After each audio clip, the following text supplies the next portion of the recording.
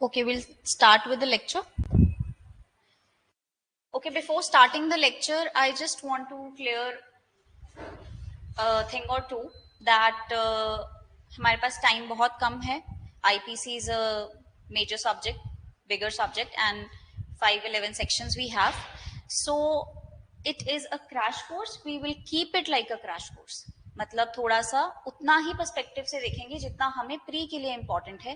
We will not get into the concepts and आपकी जो judgments होंगी जो भी relevant, I can provide you the PDF rather than discussing it in the class so that we can save the time. और थोड़ा efficiently अगर कुछ topics के हमें जिस concepts has to be like discussed थोड़े here and there तो वो भी हम कर सकें. Judgments की मैं PDF आपको after the completion of the lecture I will provide you the same. Are we fine with it? Please let me know so that I can start your lecture.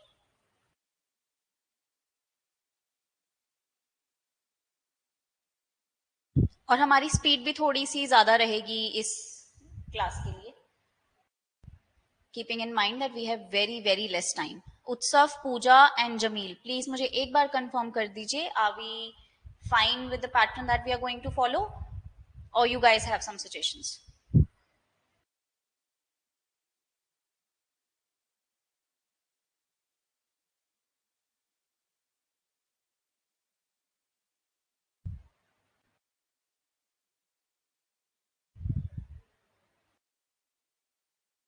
It's good. Okay.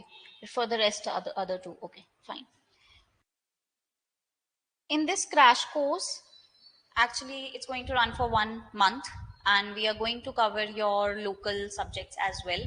Your financial code, volume 1, volume 2, your service regulation act. All of these things will be covered, but from a pre perspective. And along with that, we are going to provide you certain study material as well, and आपके test series भी conduct की जाएंगी, just so that you can assess yourself के आपकी तैयारी किस उस पे चल रही है.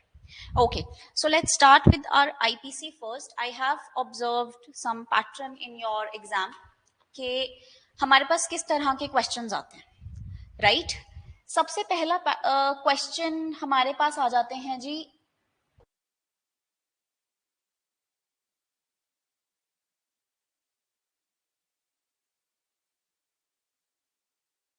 types of questions. क्या है हमारे पास?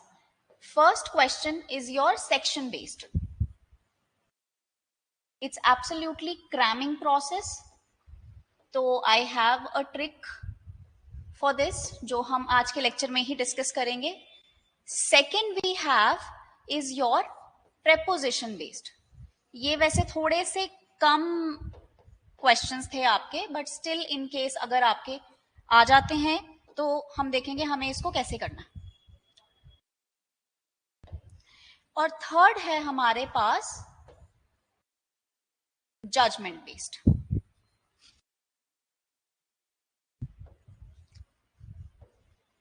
तो keeping in mind this is a crash course. We are going to focus only on these 3 things.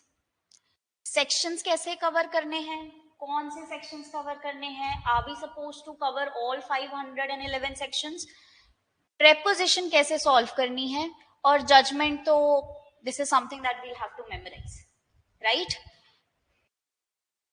And अगर कोई भी आपका बीच में डाउट होगा तो आप अपना माइक यूज कर सकते हैं फोन से.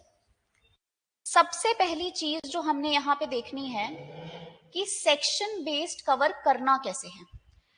If we look closely, we have 23 chapters in this, and there is a trick that I personally use कि हमें कैसे कवर करने हैं, because sections आप 1 से लेके 511 तक as it is याद नहीं कर सकते. This is not technically and humanly possible for us. What we can do is we can use some tricks and tips to remember the same. And preposition कि अगर हमारे पास एक सिचुएशन आ जाती है और उसमें हमसे पूछ लेते हैं एक्स की लाइबिलिटी क्या है या ए की किसी की भी लाइबिलिटी क्या है, how we have to deduce कि उसकी लाइबिलिटी उसमें क्या बन जाएगी. ठीक है जी. तो सबसे पहला हम डिस्कस करने वाले हैं आज.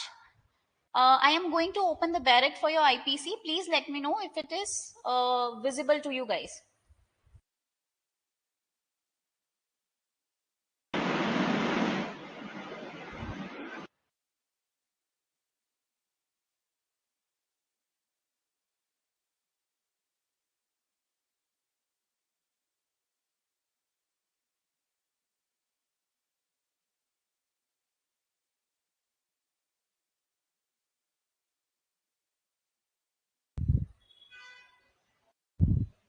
not this. Are you guys having your barracks along with you so that I can make you mark at least? Right. This is what we wanted. क्या हमें दिख रहा है?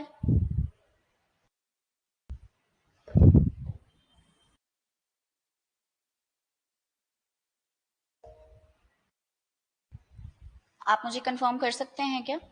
Is it visible to you guys when I'm opening up the barracks?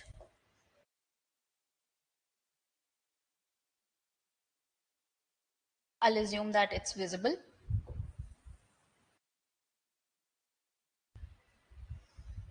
Okay, perfect. It's going to be a lot easier for us. अगर आप ध्यान से यहाँ पे देखते हैं, एक दो चीजें जो मार्क करने वाली हैं जो आप अपने सारे बैरक्स में ही करेंगे. The title, your enforcement enactment date, and your, because if I get into history, all for this IPC you need to remember is कि ये किसने बनाई थी? लॉर्ड मैकॉले ने बनाई थी. ठीक है जी. And that was the first law commission ever in our Indian history जिन्होंने ये ड्राफ्ट किया था. अब सबसे पहले सेक्शंस कवर करने हैं हमने. What you have to do is you have to memorize. जैसे हमारे पास 23 चैप्टर्स हैं. आप क्या करेंगे? 1 से लेके 23 तक just chapter number 1 title is this, chapter number 2 title is this, ऐसे करके 23 तक कर लेंगे. We are going to discuss all the index right now. Then what you have to do, if you see chapter 1 is your introductory only. 1 से लेके 5 तक आपका chapter 1 run करता है. उसके बाद हमारा शुरू हो जाता है journal explanations. Your first 4 chapters are the general chapters. ठीक है. 6 से लेके हमने ब्रैकेट्स बना लेने हैं अपने सारे के सारे चैप्टर्स की, कि हमारा 6 से लेके 52A तक हमारे जर्नल एक्सप्लेनेशंस हैं, हमारे 53 से लेके 75 तक हमारी पनिशमेंट्स आ जाती हैं, 76 से 106 तक एक्सेप्शंस आ जाती हैं.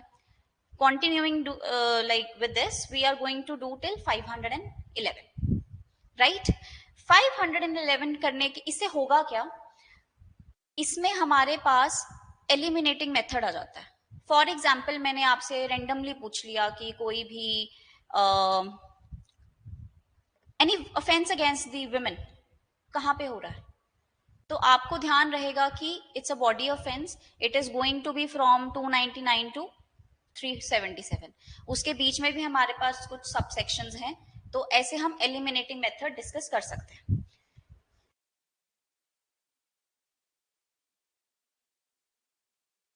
And one more thing, any doubt, anything you face कि ये थोड़ी सी स्पीड पे ज्यादा जा रहा है, because we have to cover at least 4 chapters आज की डेट में. ठीक है. तो आप कोई डाउट होगा प्लीज पूछ लीजिएगा, because otherwise I will not know if I am going in a right direction or not. Right. So please write down few things. I will write it down for you.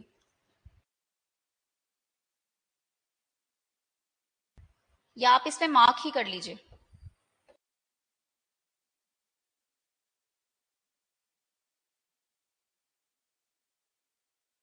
Like है you are seeing के हमारा theft कहां से शुरू हो रहा है.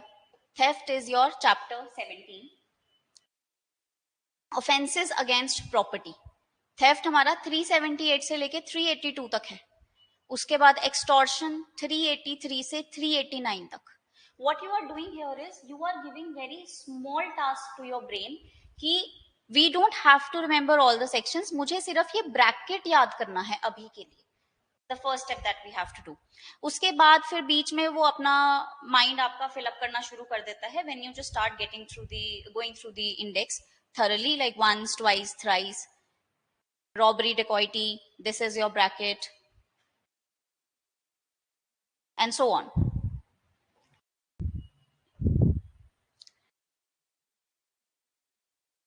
That's the first thing we are going to see. Second thing is the preposition based. अब preposition में क्या होता है? प्रेपोजिशन में हमारे पास जब भी हम कोई भी ऑफेंस पढ़ेंगे ना, आप ये देखेंगे ऑफेंस टेक्निकली क्या है।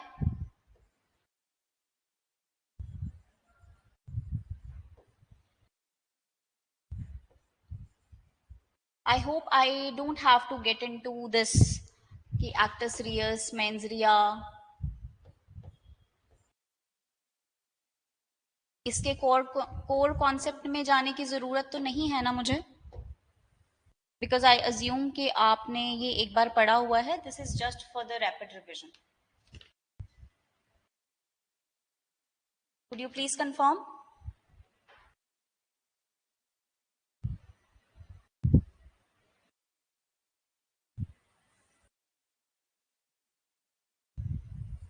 ओके. अब हमारे पास दूसरे तरह के क्वेश्चंस क्या आ रहे हैं. आपके पास एक प्रेपोजिशन आएगी जिसमें आपको कुछ सिचुएशन दी होगी और उसमें पूछा जाएगा कि इसकी लाइबिलिटी बताइए. For example, one very famous question is, A मेले में जाता है और with the intent to pick pocket, वो बी की पॉकेट में हाथ डालता है और उसकी पॉकेट में लोडेड गन पड़ी थी, वो उसका ट्रिगर दबा and B died on the spot. What is the liability of A? Here we have to see उसका एक्टस रियस क्या था और उसका मेंस रिया क्या है. उसका एक्टस रियस यहां पे क्या है?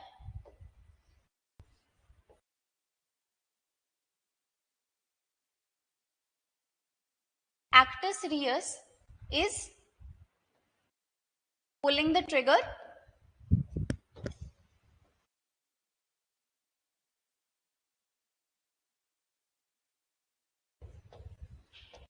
technically killing,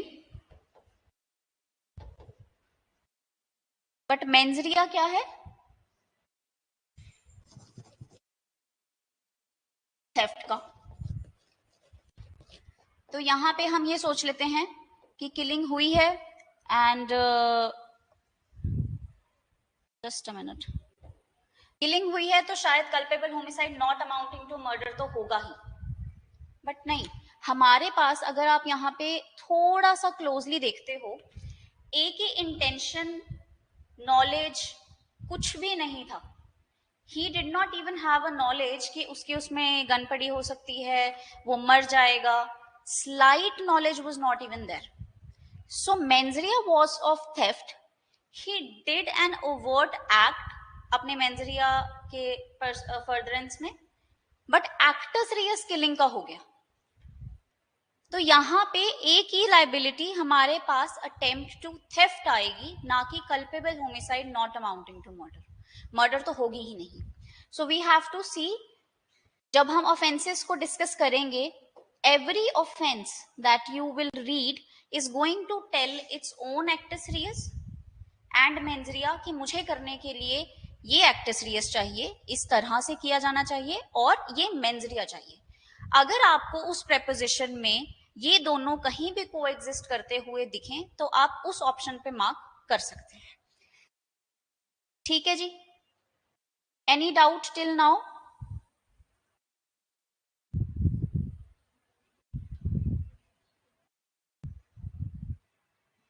मुझे प्लीज जवाब देते रहिए so that we can cover our.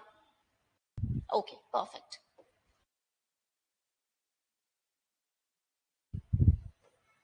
अब हम शुरू करते हैं अपना IPC. We are not going to, हमें सारे के सारे सेक्शंस इंपॉर्टेंट नहीं हैं. सबसे पहले आपने क्या देखना है, this is act 45 of 1860. This, इसका क्या मतलब है कि 1860 में जितने भी एक्ट्स बने थे, this was the 45th number. If we look closely, आपका आईपीसी, आपका सीआरपीसी, आपका एविडेंस, ये सारे 1800s में बने हुए हैं. आपका CrPC was also there in 1886 I guess. In 1973 के आईपीसी ने उसको रिपील करके पूरा का पूरा नया लॉ हमारे सामने रखा था.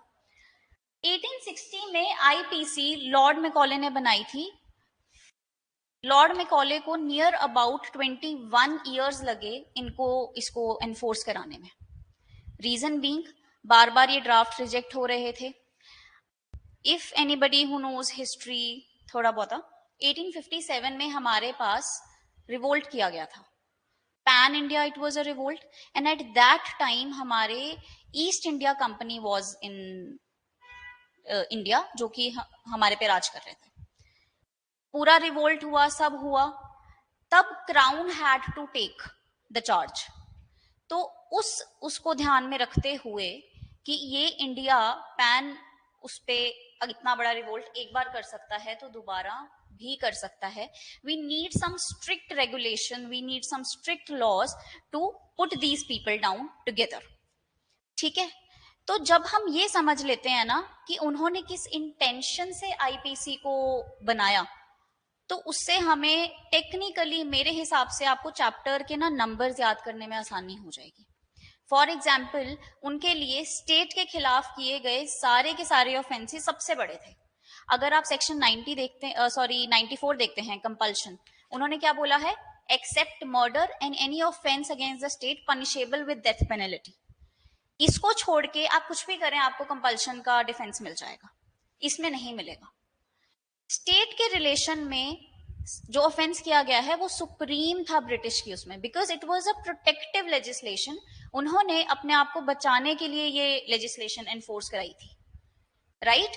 तो आप अब जब हम चैप्टर्स देखेंगे, your chapter 6 is offences against the state, उसके जो आगे ऑर्गन्स आ जाते हैं, आर्मी आपका वो चैप्टर 7 है। हमारे पास उससे नीचे सोसाइटी आ जाती है, तो सोसाइटी के अगेंस्ट किए गए ऑफेंसेस हमारे चैप्टर 8 में है, and so on. We can cook a story like that, ताकि हमें याद करने में आसानी रहे। Next question is your, this date is important, your enactment date. Can anybody tell me what is the difference between enactment and enforcement? किसी को पता है enactment और enforcement में क्या फर्क है? I suppose कि we are preparing for judicial services, we should be aware about it.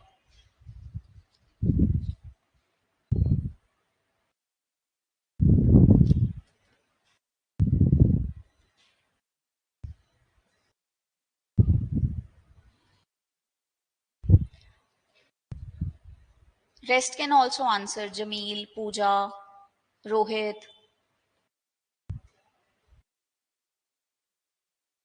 Let's keep it an interactive session, right?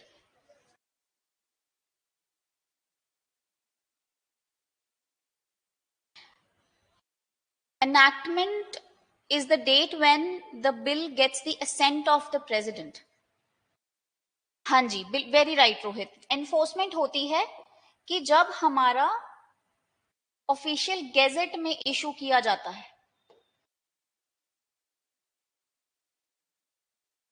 Official gazette में इशू कर दिया, तब से हमारा प्रिजम्पशन के everybody is aware about the law, तब से लगता है, not from the date of enactment. वो हमारी प्रिजम्पशन रेज होती है from the date of the enforcement of the act.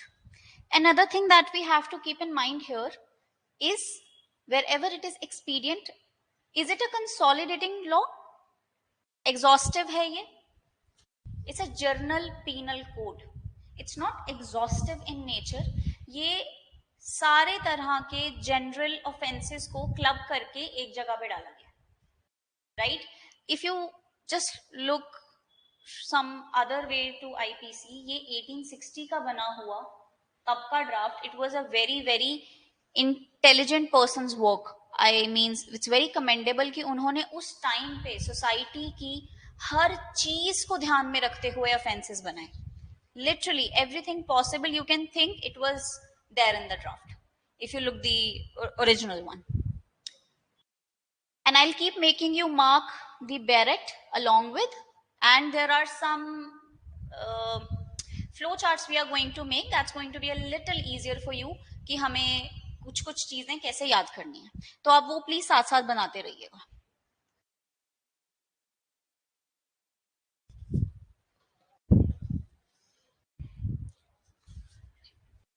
अपना बैरक प्लीज निकाल लीजिए so that we can mark it along.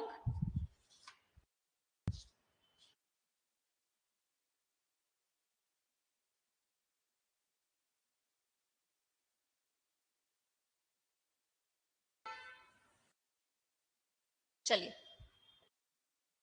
सबसे पहला तो नॉर्मल है, टाइटल एंड एक्सटेंड. हमारा 2019 में रीऑर्गेनाइजेशन एक्ट के वजह से जम्मू एंड कश्मीर पे भी अब आईपीसी ही लगता है. पहले हमारे पास रणबीर पीनल कोड था, but now we have the IPC. There is not much of the difference, but चलिए, anyway let's talk about section 2, 3, 4 and 5. It talks about your jurisdiction कि आईपीसी लगता किस किस जगह पे है. आपका सेक्शन 2 जनरल बात कर रहा है that punishment of offense committed within India. Every person means आप सिटीजन हैं, आप सिटीजन नहीं हैं, आप within the territory of India कुछ भी ऑफेंस कर रहे हैं, you will be liable under IPC. And by territory I mean you have to keep in mind कि every aircraft, ship registered in the name of the government of India is going to be the territory of India. उस पे भी अगर आप कोई भी offence करते हो तो आप आईपीसी के अंदर लाइबल हो. दिस इज योर, इसको मार्क करके लिख लीजिए, intra territorial. Are you guys marking your barrack along with me?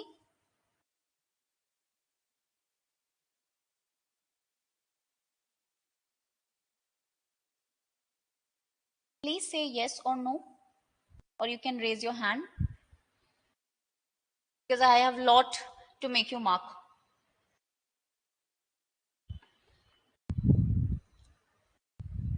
We do not have the time to discuss the concepts in depth. तो जो जो इम्पोर्टेंट है मैं आपको वो मार्क भी करवाती रहूंगी साथ में, और जिसके साथ जो जो लिखना है, मैक्सिम्स लिखने हैं, कोई एडिशनल चीज या कहीं मुझे लगेगा कि जजमेंट भी आप लिख सकते हैं, तो I will make you right all of it. तो प्लीज आप इसको साथ साथ मार्क करते रहिएगा.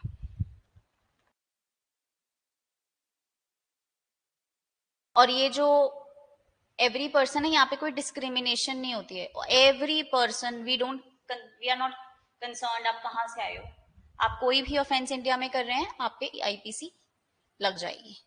बस 3 को मार्क करके एक्स्ट्रा टेरिटोरियल लिख लीजिए, एंड 4 को भी.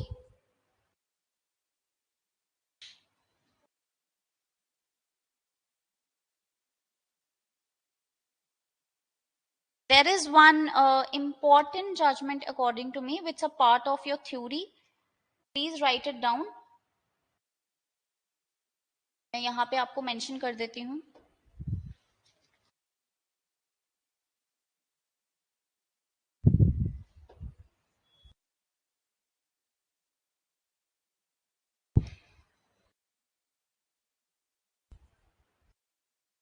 ये कभी कभी पूछ लेते हैं.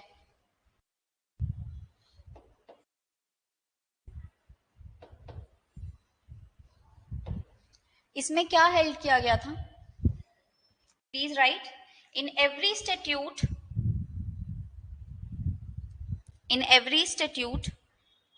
mens rea is to be implied.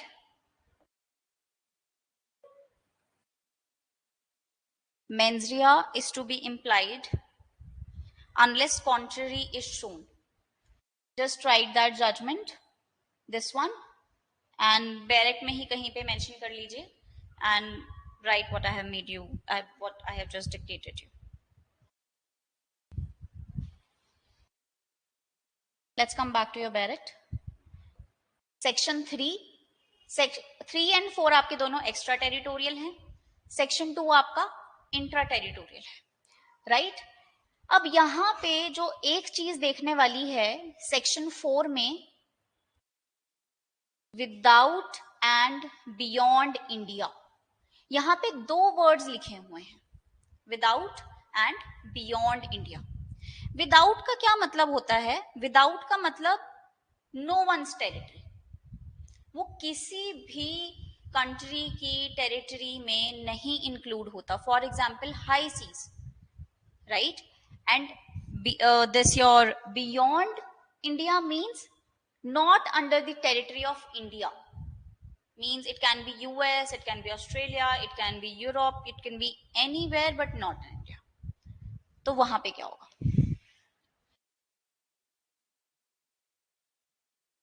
चलिए, it without is your high seas and beyond means no one's territory. Another catch, यहां पे आपको एक वर्ड दिख रहा होगा ऑफेंस. ठीक है, ऑफेंस हमारा जनरली हम ये सोचते हैं कि it's mentioned in just section 40, right? Explanation में यहां पे भी वर्ड ऑफेंस मेंशन किया गया है. By chance this question comes in your pre that which of the following provisions defines the word offense or uses the word offense or uses the expression offense. So please, you have to make sure your section 4 subsection 3 explanation का part A भी इसके बारे में बात करता है. We generally tend to forget this. And section 4 के साथ लिख लीजिए, read with 188 of your CRPC.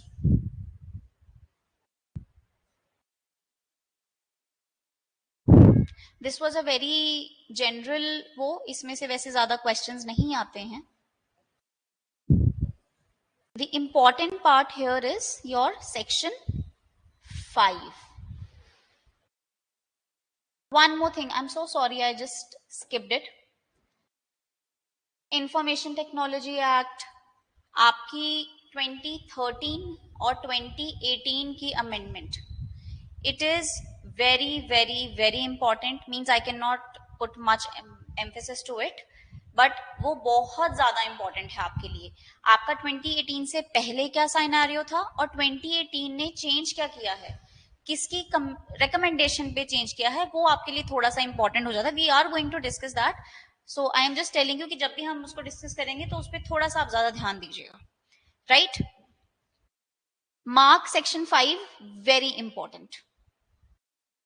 अब ये किस पे लगता है?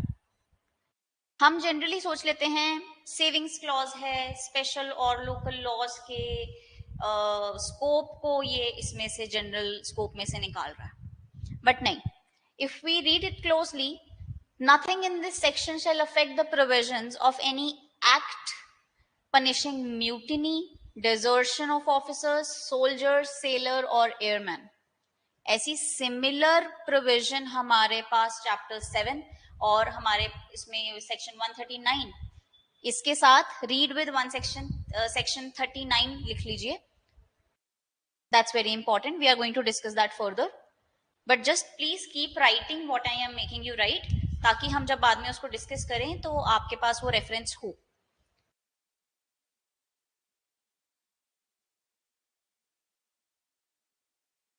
चलिए, तो ये तो हमारा थोड़ा सा इंट्रोडक्टरी पार्ट था,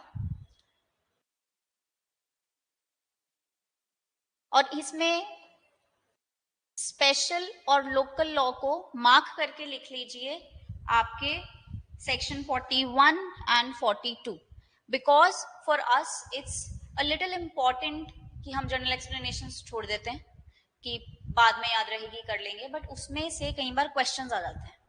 for example, in Rajasthan the questions were asked कि आपका जो एक्सप्रेशन क्वीन है सेक्शन 13 में, वो कौन सी अमेंडमेंट एक्ट से रिपील किया गया है. तो जनरली हमें लगता है कि 1947 से आसपास रिपील होगा, बट नहीं, इट वाज रिपील्ड इन 1950. या योर सेक्शन 30, या इट वाज रिपील्ड इन 1950. तो कुछ एक्सप्रेशंस ऐसे हैं जो हम कई बार तुक्के से भी गलत कर देते हैं, कि लॉजिक भी लगा लें कि 1947 में जी फ्री हुए थे तब उन्होंने हटा दिया होगा, एंड उससे नीचे हमारे पास ब्रिटिश इंडिया आ जाता है. British India again we got free in 1947.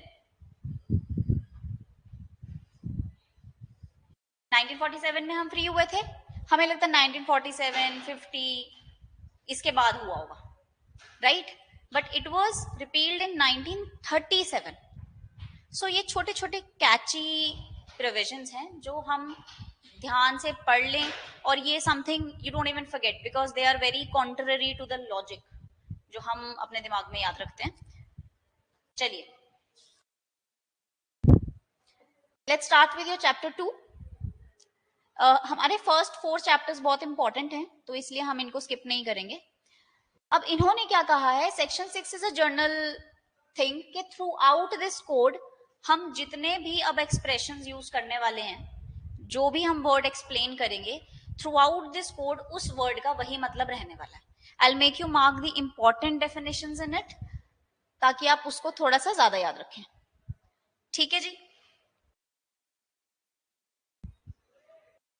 Section 6 and 7, they are talking very generally, and 7 says every expression in which is explained in any part of this code is used in every part of this code in conformity with the explanations.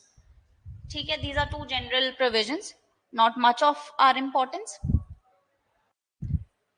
अब इधर आ जाते हैं। See, as I was telling you, definition of queen omitted by 1950 act.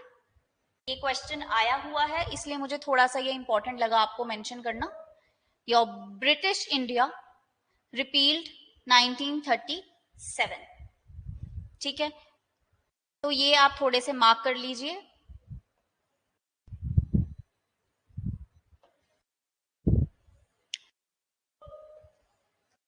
Now your another important definition that is जज, section 19।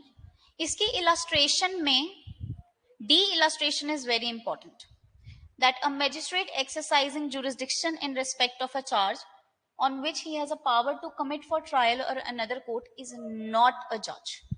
अब यहाँ पे एक छोटा सा कॉन्सेप्ट हम बहुत जल्दी से डिस्कस कर लेते हैं कि कमिटल प्रोसेस क्या होता है। कमिटल प्रोसेस क्या है कि मैं जेएमआईसी हूं, मेरे पास एक केस आया जो exclusively tribal by court of session है, मैं उसकी रिपोर्ट तैयार करके 209 ऑफ सीआरपीसी में कमिट कर दूंगी। ठीक है, अब उसमें इन्होंने ये क्या कहा है कि जज कौन है।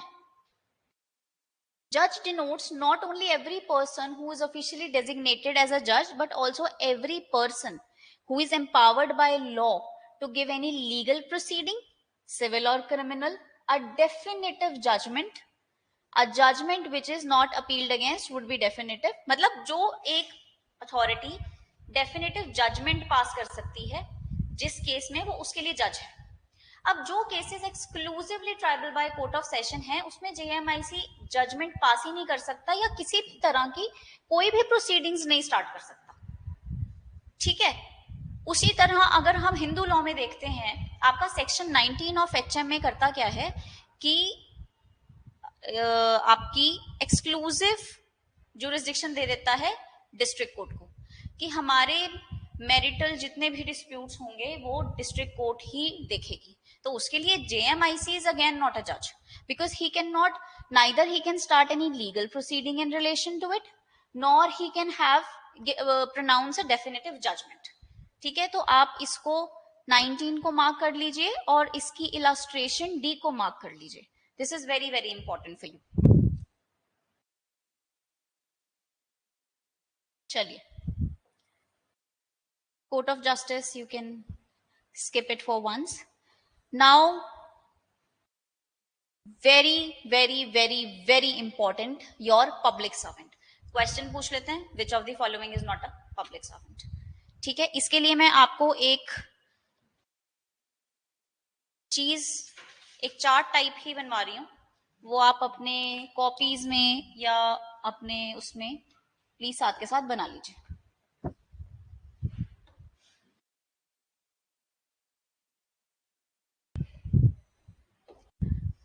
This is your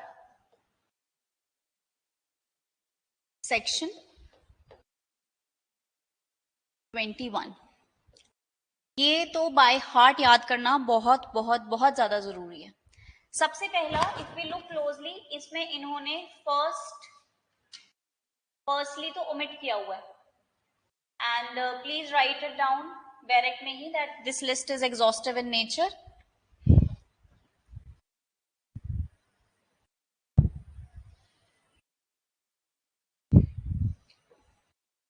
we are going to divide it into 5 headings.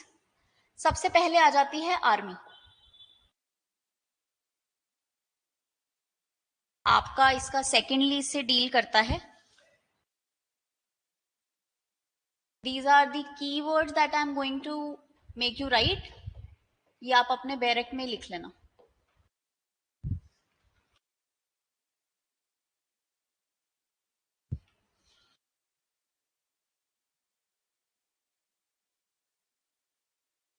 मैं जो ये चीज लिख रही हूं ना, ये आपके बैरक के हिसाब से लिख रही हूं कि अगर आप अपने सेक्शन 21 के सेकंड को देखते हैं तो वहां क्या लिखा हुआ है, every commissioned officer in military, naval, army and commissioned officer. Just so that you have an idea कि this is also a public servant as per IPC. Justice में आपका थर्ड,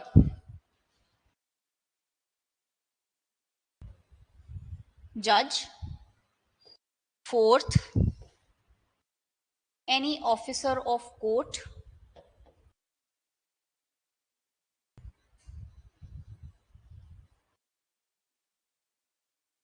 आपका फिफ्थ, ज्यूरी. ये बड़ा सेक्शन है तो इसको हम थोड़े कीवर्ड से याद कर सकते हैं, बिकॉज अभी हमारे पास सिर्फ क्रैमिंग का टाइम है, जो हम कुछ ट्रिक्स से थोड़ा इफेक्टिवली याद कर लेंगे. Is it visible what am I writing?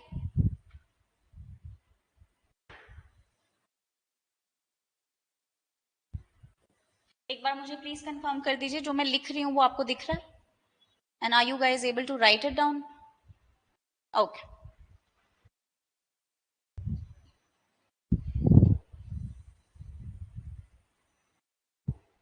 चलिए. And your sixth is the arbitrator.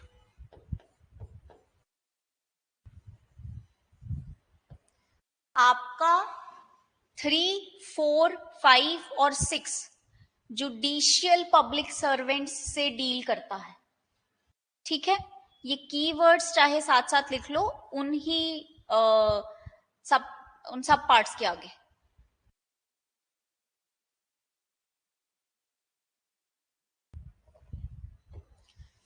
Then you have third is the criminal. Any officer who has the power to confine a person is a public servant. And this is mentioned your under 7th.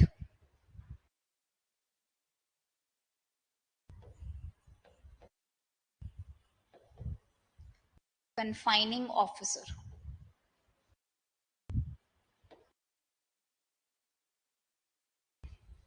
Your 8th, any officer whose duty is to prevent the offense.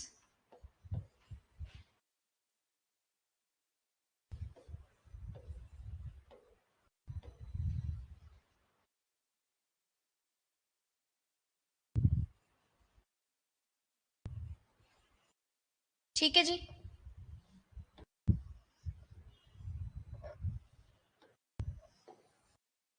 ये आपके दो criminal उसमें aspect में आ गए. फिर आ जाइए civil में.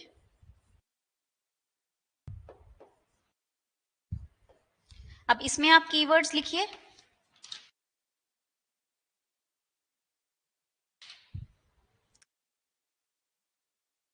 Property slash survey slash document on behalf of government.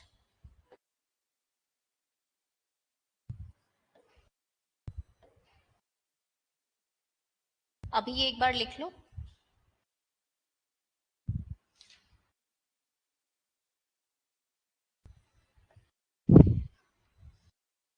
Then your fifth,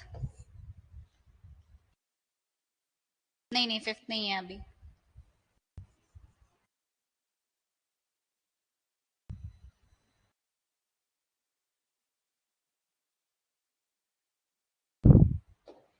ये प्रॉपर्टी वाला आपका नाइन्थ है। Tenth,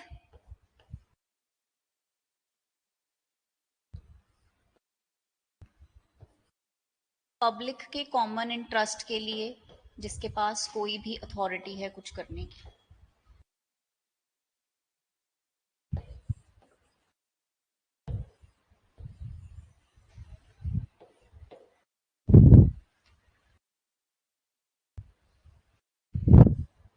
and then your 11th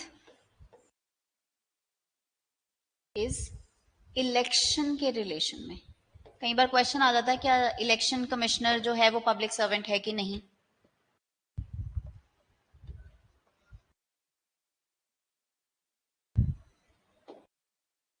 then you write others, the fifth part here.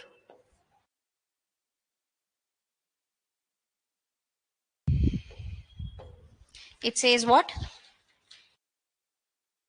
Any officer जो ऊपर कहीं पे भी मेंशन नहीं है उनको छोड़ के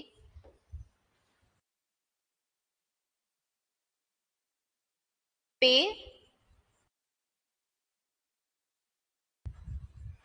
remuneration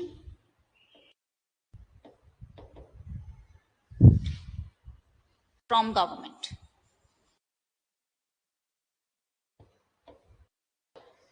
ये इसको ऐसे डिमार्केट कर लीजिए so that it's easier for you to memorise. ठीक है जी।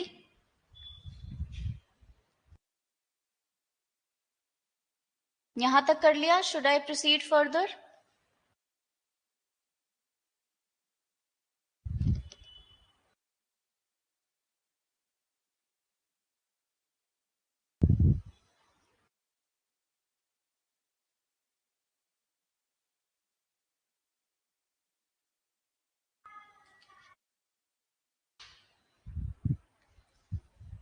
You can raise your hand at least. Because ऐसे तो अगर आप मुझे जवाब नहीं देंगे मैं पढ़ाती चली जाऊंगी और ऐसा ना हो आपका कुछ रह जाए।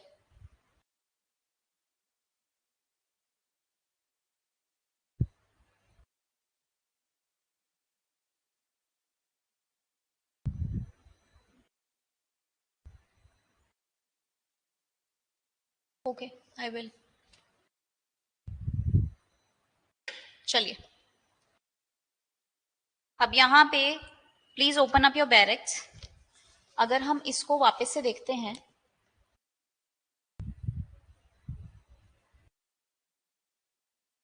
पहला क्या है?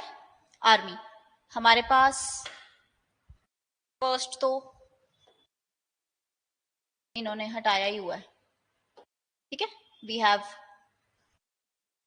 Stars like that. पहला उन्होंने क्या कहा है? Every commissioned officer in military, naval, air forces of India. Army के कोई भी कमीशन्ड ऑफिसर पब्लिक सर्वेंट है। कोई भी आपका जज पब्लिक सर्वेंट है। इसमें अपने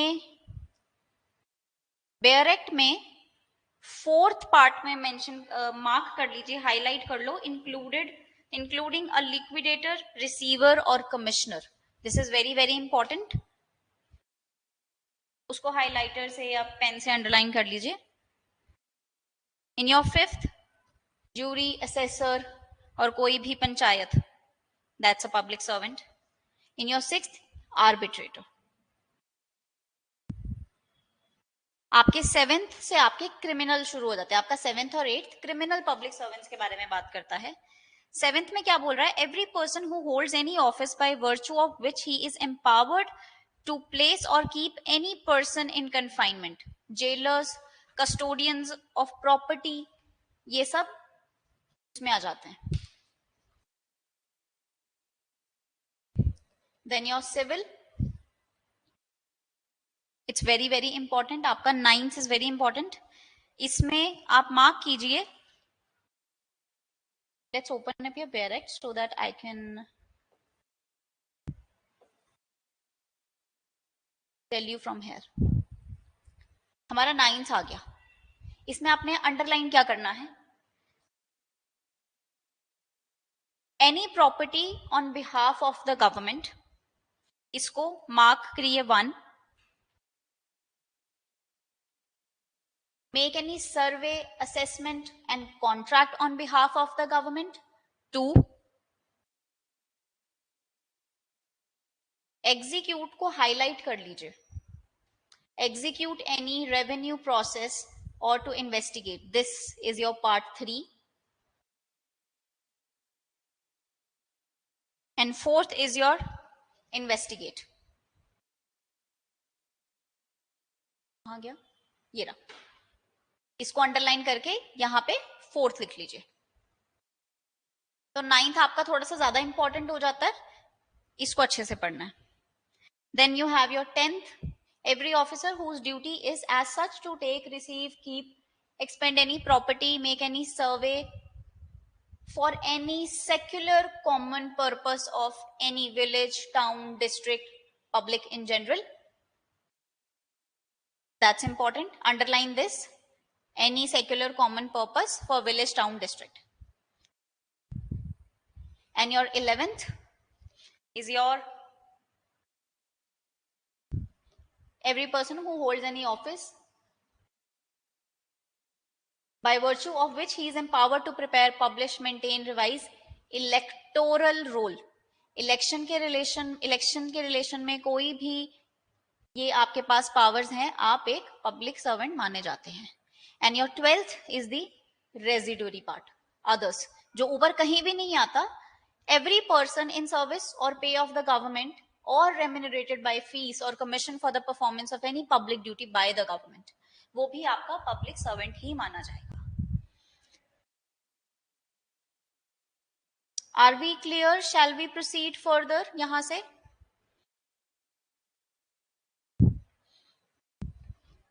चलिए. नेक्स्ट आपका 22 मूवेबल प्रॉपर्टी बहुत ज्यादा इंपॉर्टेंट है.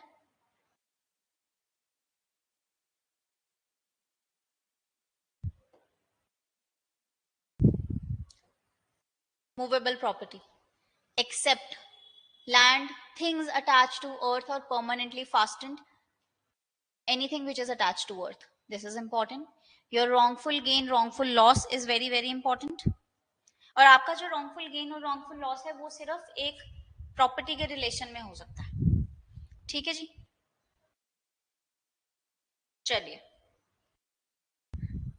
आपको ये सेक्शन नंबर भी याद करने हैं कि मूवेबल प्रॉपर्टी 22 में है, wrongful gain, wrongful loss 23 में है. Sometimes they ask it.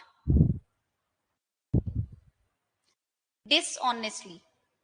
This is the mens rea that they are talking about, which is required in the offense of theft. कोई भी चीज dishonestly कब हो सकती है? Whoever does anything with the intention of causing wrongful gain to one person and wrongful loss to another is said to do that thing dishonestly. Fraudulently, आप इसके साथ 24 के साथ मार्क करके चाहे थेफ्ट भी लिख सकते हो. 378. जितनी जितनी इंटरलिंकिंग हमारी शुरू में ही हम कर लेंगे, that's going to be fruitful for us in later lectures. Fraudulently is very important. 26 reason to believe, जो मैं अंदर से डिस्कस नहीं कर रही हूं, मतलब आप एक रीडिंग दे लेना just so that you have an idea कि ये क्या है, बट इनके सेक्शन नंबर्स इंपॉर्टेंट है. Then is your 27 property in possession of wife, clerk, servant. इसका क्या मतलब है? इसके रिलेशन में ना आपके पास थेफ्ट में एक इलस्ट्रेशन है कि वाइफ के पास कुछ प्रॉपर्टी थी हस्बैंड की, एंड शी हैड अ पैरामर. उसको पता था कि वो प्रॉपर्टी उसके हस्बैंड की है, पर वाइफ फिर भी उसको दे रही थी. तो क्या वो पैरामर इज लायबल फॉर थेफ्ट और नॉट? अगर हम उसको रीड विद सेक्शन 27 करते हैं तो वाइफ का पोजेशन हस्बैंड का पोजेशन ही माना जाता है. तो उसमें से अगर वो निकाल के कुछ दे रही है तो मतलब वो हस्बैंड के पोजेशन से ही जा रहा है, and the paramour would be liable for theft because he is aware कि वो उसके हस्बैंड की प्रॉपर्टी है। ठीक है जी, 27 is very important. Then is your counterfeit. Again, please mark this one. A person is said to counterfeit who causes one thing to resemble to another thing, intending by means of that resemblance to practice deception, knowing it to be likely that deception will thereby be practiced. Right? या तो आप खुद dissipation cause करना चाहते हैं या आपको पता है कि इस काउंटरफीट से डिसेप्शन कॉज होगी, यू हैव अ नॉलेज। इसकी explanation one is very important. It's not essential कि काउंटरफीट का मतलब हमने एग्जैक्ट ड्यूप निकालना है। हम सिमिलर लुकिंग चीज भी अगर बनाते हैं उसको भी काउंटरफीट ही माना जाता है। ठीक है जी, I will speed up a little because we have to cover at least the journal exceptions आज. We might skip the chapter of punishments because वो हम थोड़ा जल्दी कवर कर लेंगे। हमारा आज exceptions करना बहुत जरूरी है क्योंकि उसका हम कोई भी सेक्शन स्किप नहीं कर सकते। इसमें डॉक्यूमेंट में मार्क कीजिए लेटर्स, फिगर्स, मार्क्स, इसको अंडरलाइन कर लो।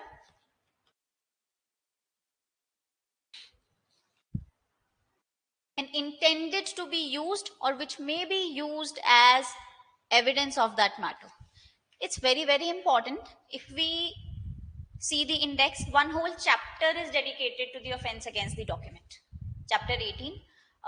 इसको याद करने का तरीका, हमारा voter ID is a document and we get it when we turn 18. So your chapter 18 deals with the offenses against the, these are very tiny and kiddish tricks you can say, but it always helps, trust me. ठीक है जी, document आपका ये, इसको mark कर दीजिए बस, letters, figures and marks, and your intended to be used as an evidence, ये कर लीजिए। Power of attorney is a document, mark this one. Electronic record, इसमें आपने बस ये याद रखना है कि इसको ऐड कब किया गया था। This question has been very very frequently asked. This was added by 17th because what they do is they just change the date, not the year, because year सबको पता होता है कि 2000 में ऐड किया गया था। वो डेट पूछ लेते हैं कि 1710 है, 179 है, 1712 है या 175 है।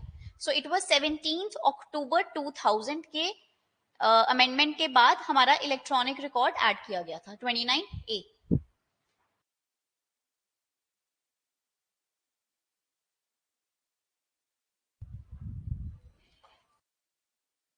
Next, valuable security. यहां पे आप बेयर एक्ट में ही ना एक वर्ड लिखिए, मैं यहां पे लिख ही देती हूं क्योंकि ये जो टर्म्स हैं हमें ये याद करनी बहुत जरूरी है।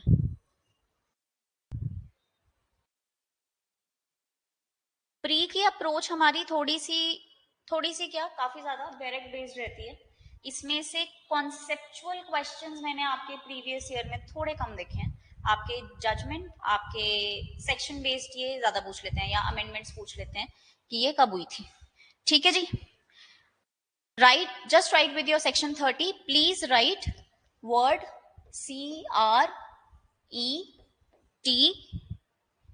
CREATER, creator. So C is created, restricted, extended, transfer, extinguished and release. ये क्या बोल रहे हैं, इसको एक बार लिख लो। The words valuable security denote a document which is or purports to be a document whereby any legal right, कोई भी लीगल राइट किसी भी डॉक्यूमेंट से क्रिएट किया जा रहा है, राइट, एक्सटेंड किया जा, ये I have just reassembled it to make it a word so that it's easier for you to remember. कोई भी लीगल राइट आपका क्रिएट हो रहा है, रिस्ट्रिक्ट हो रहा है, एक्सटेंड किया जा रहा है, ट्रांसफर हो रहा है, एक्सटिंग्विश हो रहा है या आपका रिलीज किया जा रहा है, तो वो लीगल जो आपका वो जो डॉक्यूमेंट होगा उसको हम वैल्यूएबल सिक्योरिटी मानते हैं। Have you made it? Should I proceed further?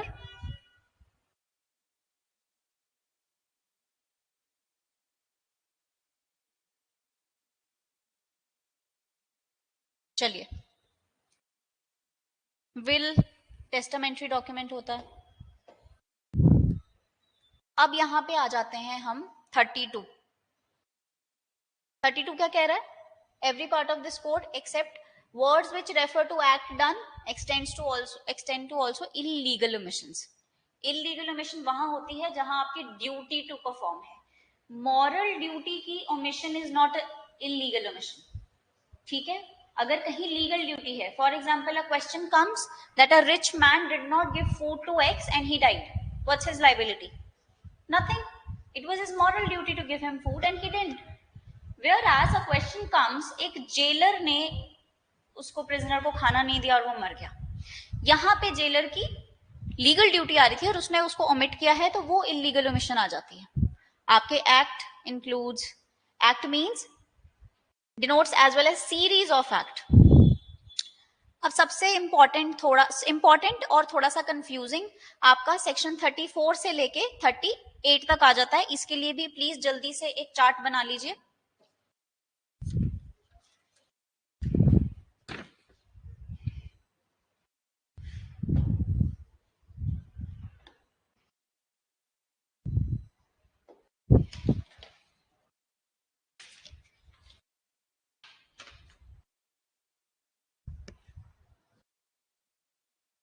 Section 32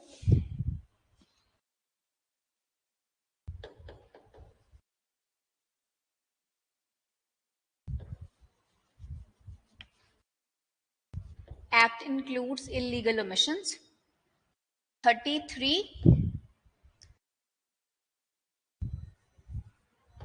series of act or omission.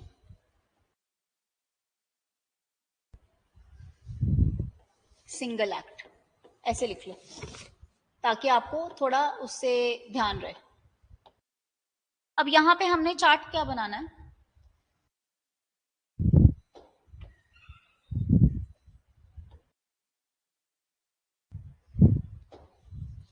इसके साथ ही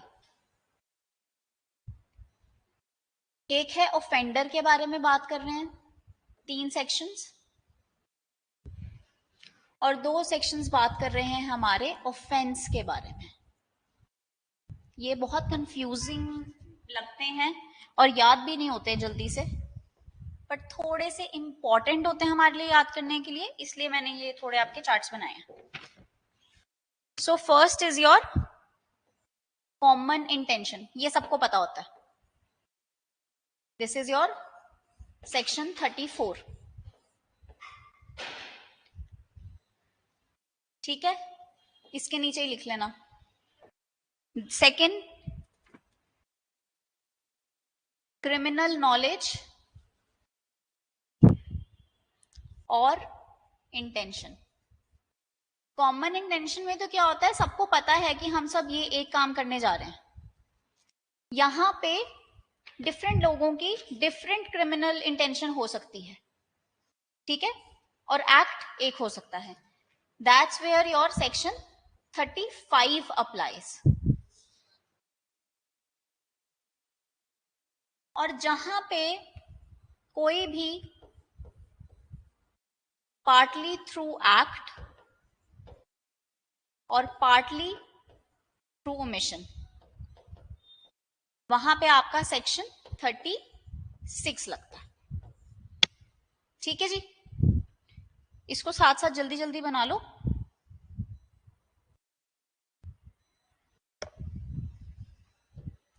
then coming to your offence, बहुत सारे लोगों ने मिलके एक ऑफेंस किया, 37। Several offence 38। So these are your tiny keywords to remember these sections. आपका 32 से लेके 38 तक इस चार्ट में कवर हो जाता है।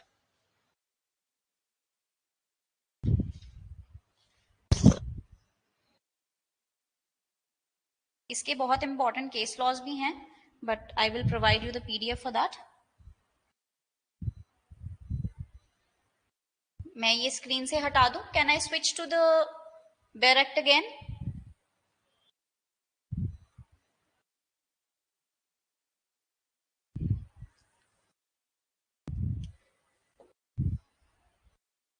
अगर आप मुझे जल्दी से रिस्पॉन्ड कर देंगे so it will be easier because we have 45 minutes left, we have to cover the whole chapter 4, 3 we can do tomorrow, वो थोड़ा जल्दी हो जाएगा बट 4 थोड़ा सा जरूरी है। चलिए,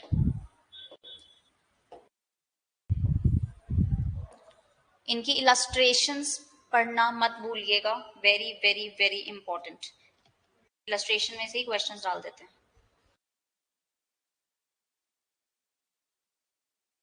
next, all you have to remember, इसकी सेक्शन 37 की इलस्ट्रेशन सी मार्क कर लो, इसको पढ़ लेना।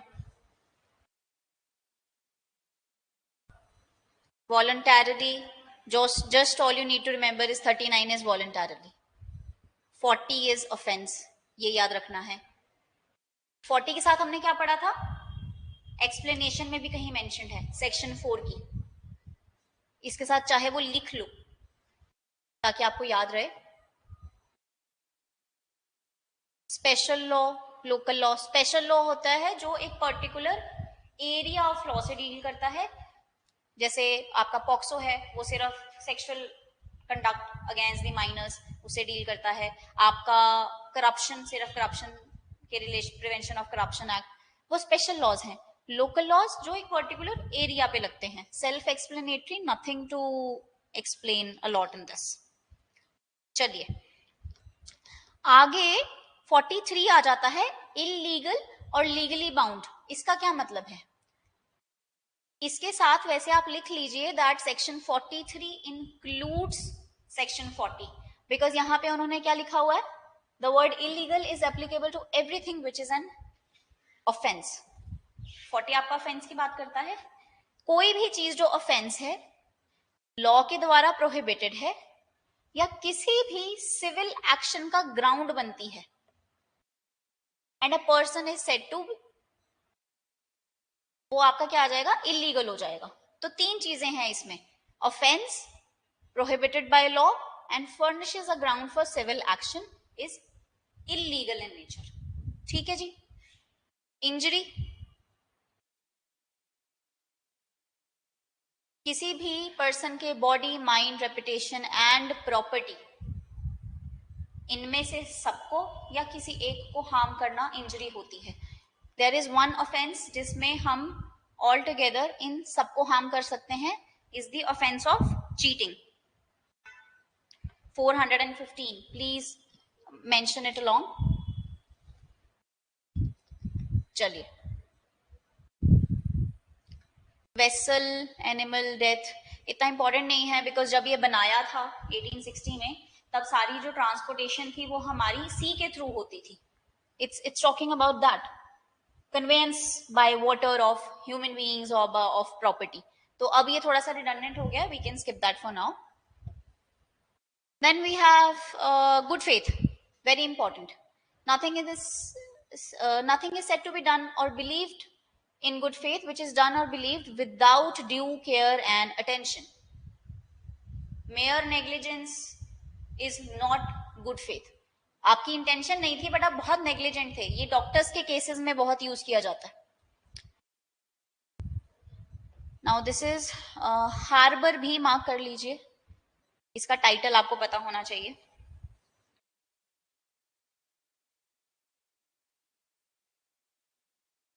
We will cover chapter 4 today because that's very important.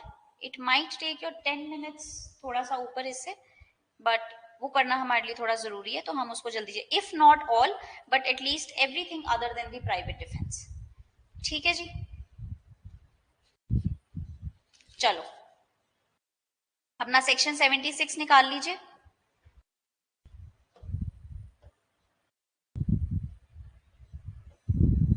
इसमें आपको मुझे कुछ कीवर्ड्स मार्क करवाने हैं, उन कीवर्ड्स के ऊपर ही क्वेश्चन आ जाता है। Your preliminary test is basically a test of your command over the barrack, over the basic understanding of the barrack. Right. 76 read with 79, 78 read with 77। ये दो इकट्ठे पढ़े जाते हैं, ये और ये इकट्ठे पढ़े जाते हैं। यहां पे इन्होंने क्या बोला है, let's start with this one, that act done by a person bound और by mistake of fact believing himself to be bound by law. एक इंसान एक्चुअली बाउंड बाय लॉ है और एक गुड फेथ में ये बिलीव कर रहा है कि मैं बाउंड बाय लॉ, ठीक है, तो उसका किया हुआ एक्ट। इसमें आपका सोल्जर फायर, ये बहुत ज्यादा पूछी जाने वाली इलस्ट्रेशन है, तो इसको थोड़ा आप देखिएगा प्लीज, बिकॉज उसके सुपीरियर ऑफिसर ने बोला he is bound by law to follow that orders.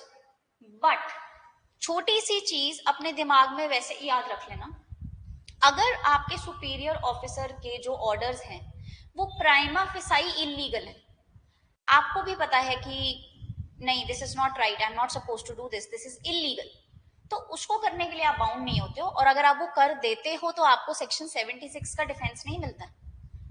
आपके सुपीरियर ऑफिसर के ऑर्डर्स भी इन इटसेल्फ लीगल होने चाहिए, ठीक है जी। ये थोड़ा सा इसका आउटसाइड द बैरेक्ट स्कोप है, but just keep this in your mind. Good faith हमने पढ़ा था सेक्शन 52। मिस्टेक ऑफ फैक्ट है, मिस्टेक ऑफ लॉ नहीं है। देन एक्ट ऑफ अ जज व्हेन एक्टिंग जुडिशियली, जजेस लाइफ इंप्रिजनमेंट देते हैं, जजेस डेथ पेनल्टी देते हैं, जजेस फाइन इम्पोज करते हैं, उनके ये सारे के सारे एक्शंस सेक्शन 77 के अंडर कवर हैं और वो इस चीज से इम्यून रहता है। 78 hangman, act done pursuant to the judgment और order of the court, right. Death penalty दे दी तो जज खुद से जाके हैंग नहीं कर रहा बंदे को, he is ordering one hangman to execute the death penalty. So where that hangman is saved here, इसके उसमें लिखा भी है इलस्ट्रेशन में आपके पास, do we have it? No, इसकी अलग से, ठीक है जी। क्वेश्चन आ जाता है कि हैंगमैन कौन से सेक्शन में सेव्ड है, it's 78। 79 act done by a person justified or by mistake of fact believes himself to be justified। अब हमने 76 में क्या पढ़ा है, बाउंड बाय लॉ, मतलब as a matter of fact he is bound by law, here he is justified. A private person arrest कर सकता है एक non bailable and cognizable offence अगर उसके सामने होता है, but being a private person and being, अगर आप नॉन लॉ बैकग्राउंड से आते हैं, आपको नहीं पता है कि कौन सा कॉग्निजेबल है कौन सा नॉन बेलेबल है, आपको प्राइमा फेसाई बस ये लग रहा है कि ये गड़बड़ हो रही है, मुझे इस इंसान को उठा के पुलिस स्टेशन के पास, पुलिस वालों के पास लेके जाना चाहिए। आप ले जाते हो, आपको वहां जाके पता लगता है कि नहीं कोई और सिचुएशन थी, इसको तो पुलिस के पास लेके नहीं जाना था। अगर ये वाला ना हो, you will be liable for wrongful confinement, right? But in good faith you believed yourself that you are justified by law to do so, तो इसलिए आप 79 में और 76 में बस थोड़ा सा ये डिफरेंस है, वहां यहां जस्टिफाइड बाय लॉ है, वहां पे बाउंड बाय लॉ है। सी इलस्ट्रेशन में भी है, A sees Z what appears to A to be a murder, and A in the exercise to the best of his judgment exerted in good faith, वो power अपनी exercise करता है और उसको उठा के पुलिस वाले के पास ले जाता है, पर ए ने तो कोई ऑफेंस किया ही नहीं। क्यों? क्योंकि उसको लगा कि वो जस्टिफाइड बाय लॉ है, उसके हिसाब से वो मर्डर वाला सीन थोड़ा चल रहा था, तो उसको वहां पे पुलिस को इन्फॉर्म करना चाहिए था या उसको उठा के पुलिस स्टेशन लेके जाना चाहिए था। Now section 80 very important, please mark, underline the keywords here। Without any criminal intention or knowledge, आपके कोई भी किसी भी तरह की क्रिमिनल इंटेंट या knowledge, criminal knowledge as in आपको पता है कोई ऑफेंस हो सकता है, वो भी नहीं होनी चाहिए। Lawful act, lawful manner, lawful means, these three words you might have a question that which of the following expression is not used under section 80. वो कुछ another fourth चीज lawful लिख सकते हैं. तो आपको lawful act by law in a lawful manner by lawful means with proper care and caution, ये इसमें लिखना है. There is nothing more to mention in this. Then your 81, act likely to cause harm but done without criminal intent and to prevent other harm. इसको mark करके लिख लीजिए necessity.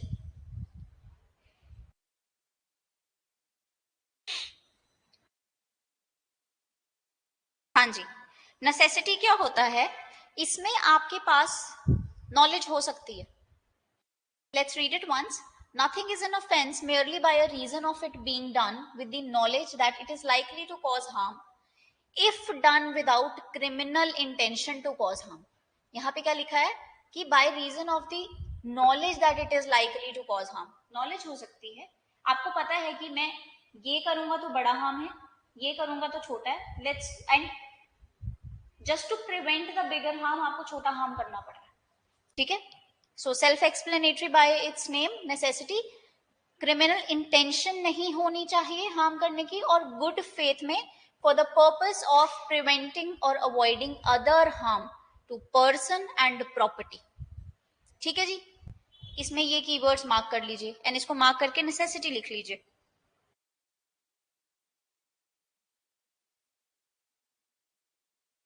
इसकी illustration A is very important. Please mark this one. Now 82, 83, 84 and 85 is talking about those situations जहां पे जो इंसान है वो इनकेपेबल है ऑफेंस करने के, वो कर ही नहीं सकता. डॉली इनकपास, डॉली कपैक्स. 7 साल से नीचे का बच्चा चीटिंग करे, रॉबरी में पार्ट हो, मर्डर कर दे, कुछ भी कर दे, he will never be under any kind of liability. So this is your 7. 7 to 12 उसमें कोर्ट देखता है कि क्या उसके पास उतनी रिक्वायर्ड अंडरस्टैंडिंग थी, क्या उसको पता था कि वो क्या कर रहा है. 7 से 12 का बच्चा कैन नॉट, हो सकता है वो एक ऑफेंस में केपेबल हो बट एक में नहीं. मर्डर में वो अपनी तरफ से गेम खेल रहा है बट उसको पता है कि वो चोरी कर रहा है. तो he might be capable to commit theft but might not be capable to commit murder. Right. So यहाँ पे कोर्ट डिसाइड करती है कि उसके पास सफिशिएंट मैच्योरिटी ऑफ अंडरस्टैंडिंग थी कि नहीं थी, और उसको पता था कि उसके कॉन्सिक्वेंसेस क्या होने वाले. ठीक है जी. An act of a person of unsound mind. Nothing is an offense which is done by a person who, at the time of doing it. इसको मार्क करके हाईलाइट कर लो कि जब आपने ऑफेंस किया, because sometimes the situations are that you might be under the intervals of insanity. आपको कभी कभी बीच बीच में दौरा पड़ता है. तो उसलिए आपकी यहाँ पे अनसाउंडनेस में I will make you write a few unsoundness situations, जैसे sleepwalking, you don't know what you are doing, right? Your schizophrenia, इसमें आपकी सिर्फ legal insanity include की जाती है, medical insanity नहीं की जाती. By that I means any insanity जिसकी वजह से आप, just a minute, जिसकी वजह से आप नेचर ऑफ एक्ट नहीं समझ पा रहे हैं या और उसके कॉन्सिक्वेंसेस नहीं समझ पा रहे हैं. राइट. स्कीजोफ्रेनिया, साइकोसिस and your split personality disorders. जिसने भूल भुलैया देखी होगी दे वुड नो कि मैं क्या बात कर रही हूँ, कि आपको पता ही नहीं आप क्या कर रहे हो. स्लीप वॉकिंग, सोमनम्बुलिज्म कहते हैं हम उसको. ठीक है जी. और इसमें बट एक और छोटी सी एग्जांपल है कि जैसे मिर्गी के दौरे पड़ते हैं. एक इंसान को पता है कि उसको कितने इंटरवल्स पे मिर्गी के दौरे पड़ रहे हैं, and he wants to kill a child. वो क्या करता है, उसको देखता है घड़ी की, यार 5 मिनट में ये मेरा पैटर्न है, अभी I am going to have it, I know, I can feel it. वो छोटा बच्चा उठाता है, छत पे जाता है और कॉर्नर में खड़ा हो जाता है. और विद इन 5 मिनट्स उसको वही एपिलेप्सी का अटैक आता है, बच्चा उसके हाथ से गिर जाता है और मर जाता है. Here he cannot take the defense that I was not in my sane mind, because he was aware कि मेरा एक्ट का नेचर क्या है और उसके कॉन्सिक्वेंसेस क्या होने वाले हैं. ठीक है जी. विद द सेम रीजन हमारा डिप्रेशन, एंजाइटी, आपके बाइपोलर मूड डिसऑर्डर्स, एनीथिंग, या आपका बहुत क्लिनिकल एक्यूट डिप्रेशन है, वो भी इंक्लूड नहीं होता, क्योंकि आपको पता होता है कि आप जो कर रहे हैं वो गलत है, आप उस पर कंट्रोल नहीं कर पा रहे हैं, दैट्स अ डिफरेंट थिंग. बहुत गुस्सा आ जाना, बहुत ज्यादा, कि मेरे से गुस्सा कंट्रोल ही नहीं होता, बट आपको पता है जो आप कर रहे हैं वो गलत है. ठीक है. इररेसिस्टिबल इंपल्स जिसको हम कहते हैं.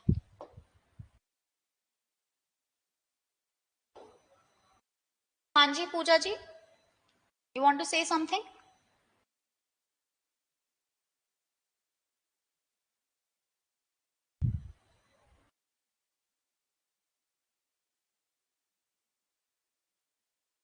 चलिए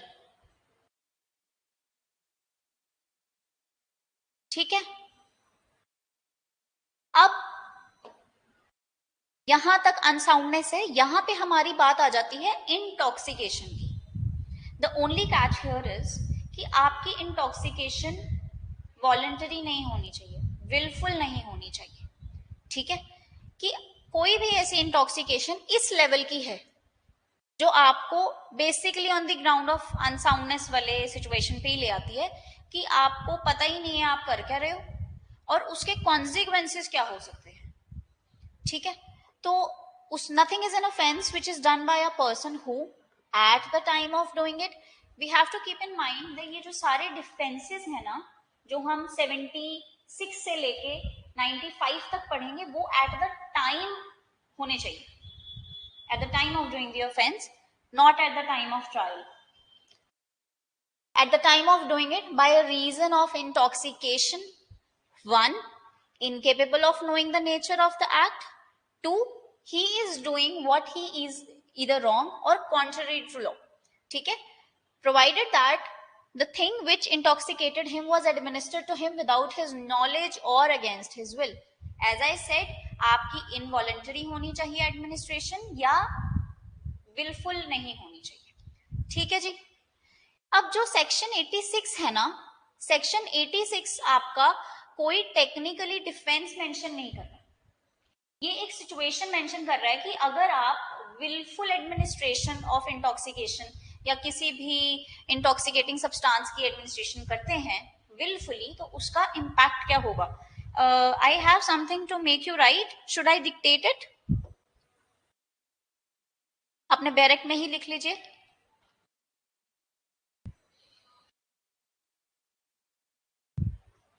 Rohit, Jameel, Pooja, please let me know, should I dictate it for you guys? Okay. I'll try to be as slow as I can, but अगर कुछ रह जाए तो आप प्लीज मुझसे पूछ लीजिएगा. Okay. Please mark your section 86 और इसी पेज पे कहीं पे लिख लीजिए point 1. If offense is committed by a person, if offense is committed by a person, comma, who is under voluntary intoxication, who is under voluntary intoxication, his knowledge to the consequences,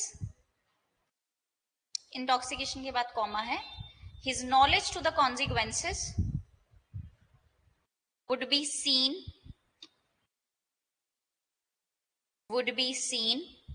as if he would not have been intoxicated, as if he would not have been intoxicated, comma, then whether he was having the knowledge or not.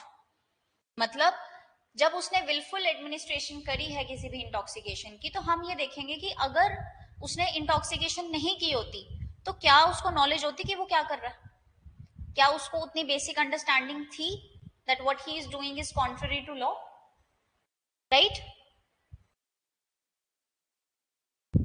Second point, in criminal law, comma, there is a presumption,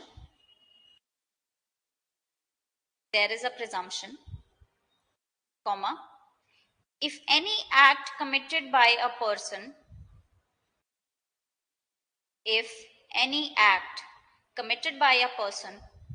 then it is presumed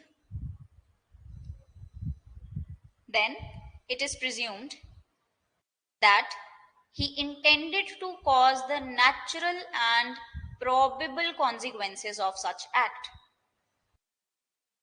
That he intended to cause natural or probable consequences of the act.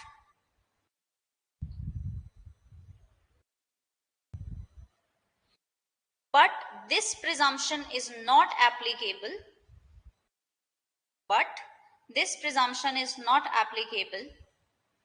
on the person who is voluntarily intoxicated under section 86. मतलब ये presumption आपकी 86 पे नहीं लगती है. A common presumption is that कि कोई भी इंसान कुछ भी काम कर रहा है तो हम ये मान के चलेंगे कि उसको पता है कि उसके नेचुरल या प्रोबेबल कॉन्सिक्वेंसेस क्या इंस्यू कर सकते हैं. But this presumption is not applicable in your section 86 जहां पे इंसान वॉलंटरली इंटॉक्सिकेट कर रहा है. ठीक है जी, चलो let's start with your section 87. 87 को मार्क करके एडवेंचर स्पोर्ट्स लिख लीजिए और 88 को मार्क करके मेडिकल केसेस लिख लीजिए. 87 is your adventure sports, 88 is your medical cases. I will just justify what I am saying is right. For example, if anybody has watched Final Destination, उसमें वो एक रेसिंग ट्रैक वाला part है. आई am not sure if it is part 4 और part 3. तो उसमें क्या होता है, बहुत सारे एक्सीडेंट्स उसमें ही होते हैं. पार्ट 3 इज योर अम्यूजमेंट वाला, है ना. तो जब आप टिकट खरीद रहे हैं ना, तो ये जो है आपका 87, 88, इट्स वोलेंटी नॉन फिट इंजूरिया. आप कार रेसिंग देखने जा रहे हो, आपने जाके स्पेसिफिकली फर्स्ट आगे की सीट्स की वो ले ली टिकट. मतलब हम ये प्रिज्यूम करके चलेंगे कि आपको पता है कुछ एक्सीडेंट हो गया, कुछ उड़ के आएगा तो आपको लग सकता है, आप उसका कंसेंट दे रहे हो. ठीक है जी, चलिए ये उसका वो है. अब इसमें हमने मार्क क्या करना है वो देख लीजिए. Nothing which is not intended, ये लिख लीजिए. इंटेंशन, आपकी इंटेंशन टू कॉज डेथ और ग्रीवियस हर्ट नहीं होनी चाहिए और आपके पास नॉलेज भी नहीं होनी चाहिए कि डेथ या ग्रीवियस हर्ट कॉज की जा सकती है या हो सकती है. I give you one example ताकि आप इसको अच्छे से याद रख सको. पहला, intention to cause death, intention to cause grievous hurt नहीं होना चाहिए. Knowledge to cause death and knowledge to cause grievous hurt नहीं होना चाहिए. जब हम इन चार चीजों को साइड निकाल देते हैं, अब क्या बचता है, अब देखते हैं. अब हम यहां से इधर पढ़ेंगे.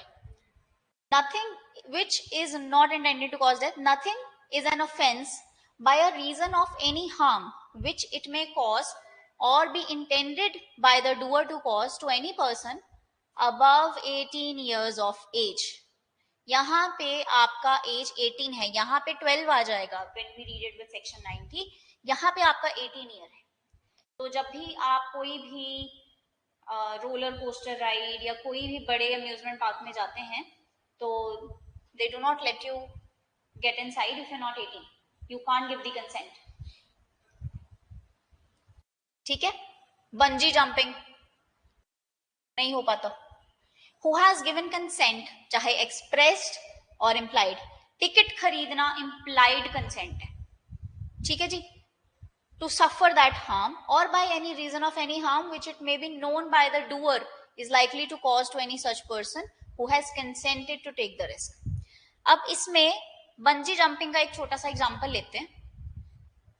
बंजी जंपिंग जो ऑर्गेनाइज करवाते हैं या जो भी करवाते हैं, उन्होंने अपनी तरफ से सब एकदम से अरेंजमेंट किया हुआ है। उन्होंने अपनी मतलब जो वो बांधते हैं आपके अराउंड द वेस्ट, वो बिल्कुल ठीक है, कोई प्रॉब्लम नहीं है, ठीक है। तो वहां पे क्या हो रहा है, उनकी इंटेंशन तो कॉज डेथ करने की या ग्रीवियस हर्ट की है ही नहीं, और उनको नॉलेज भी नहीं है, क्योंकि उनके हिसाब से उनका अरेंजमेंट इज 100% करेक्ट। तो ना डेथ हो सकती है, ना ग्रीवियस हर्ट हो सकती है, इंटेंशन नहीं है, और उनकी नॉलेज भी कट हो गई।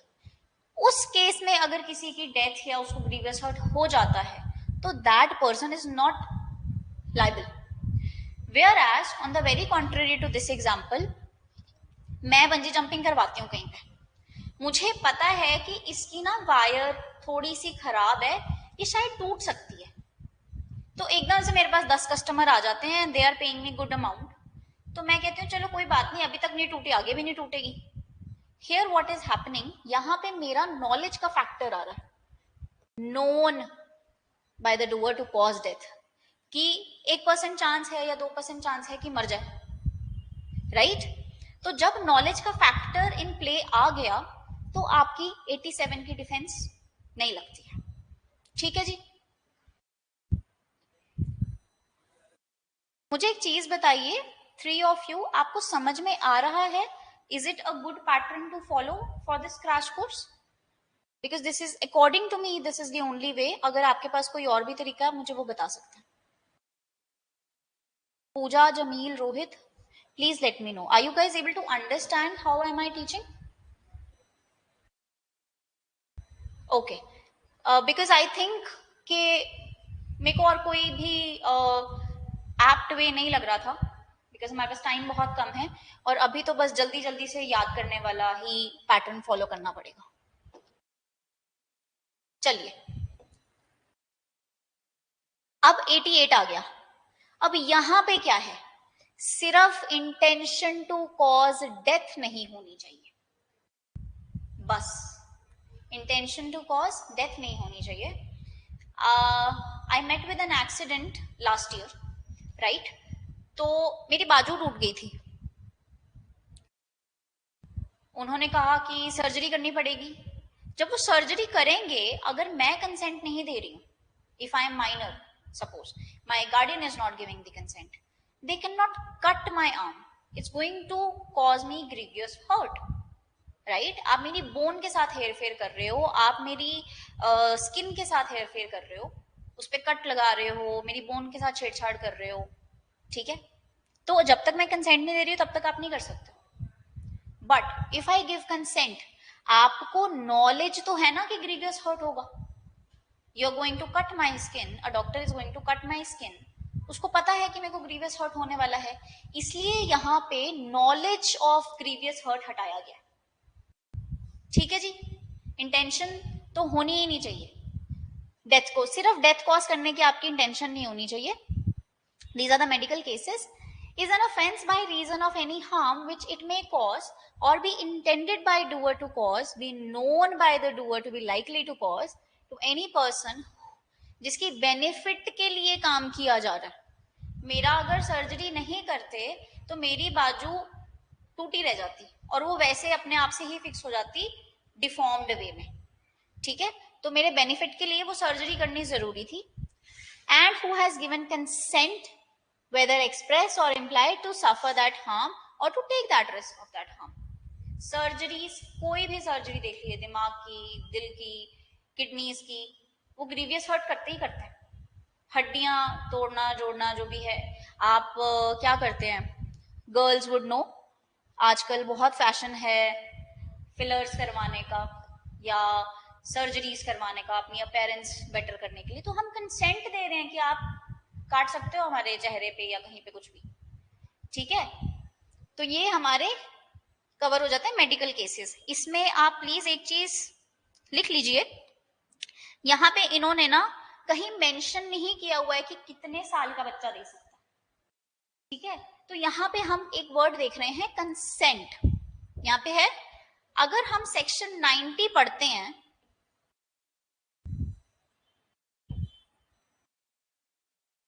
consent of a child unless the contrary appears from the consent if the consent is given by the person who is under 12. जो ये 90 है ना, ये एक नेगेटिव प्रोविजन है. ये नहीं बता रहा कि कंसेंट कौन दे सकता है, ये बता रहा है कंसेंट कौन नहीं दे सकता है.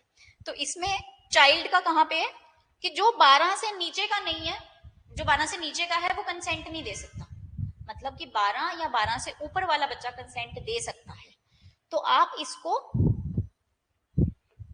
88 को कंसेंट को मार्क करके लिखिए, read with section 90 and 12 years of age. ठीक है, चलिए देखिए यहां पे है सर्जन का illustration. 89 act done in good faith for the benefit of child or insane person by consent of guardian. ये गार्डियन को भी प्रोटेक्ट कर रहा है. यहाँ पे क्या लिखा है, by guardian. If we I really hope कि जब भी हमारा पूरा आईपीसी खत्म हो जाएगा हम एक पैटर्न नोटिस कर लेंगे कि बैरक को पढ़ते कैसे. ठीक है, इन्होंने क्या कहा है, बाय और by consent of guardian, by guardian and by the consent of guardian. ठीक है जी.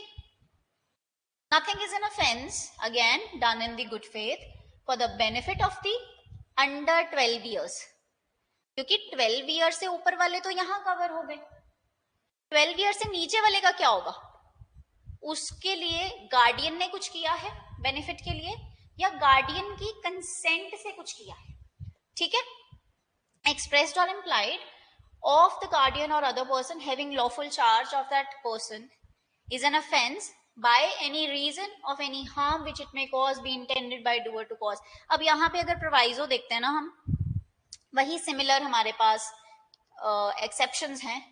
Intention of causing death, intention exception shall not extend doing anything which a person doing knows to be likely to cause death. Right? Intention to cause death, knowledge to cause death. Intention to cause grievous hurt, knowledge to cause. और इसकी abetment, this exception shall not extend to abatement of any offense to the committing of which the offense it would not extend. So 12 years plus is 88, 12 year minus is 89. 90 just talks about your consent, कि consent क्या नहीं है.